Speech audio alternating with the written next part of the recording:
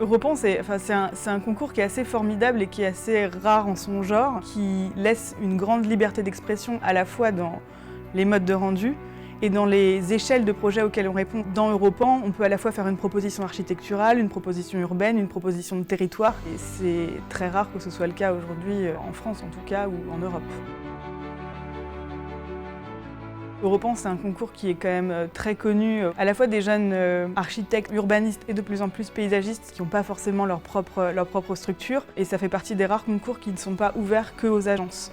Donc en tant que personne indépendante, c'est une façon, disons pour toute cette jeunesse, de tester des nouvelles méthodes de projet.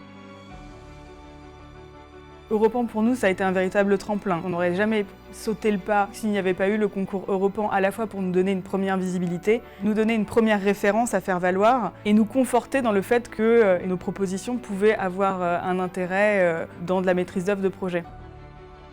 Benoît est à l'origine architecte et moi je suis à l'origine urbaniste, mais c'est vraiment dans l'exercice du paysage que nos points de vue se rencontrent et l'agence qu'on a fondée, c'est une agence de paysage.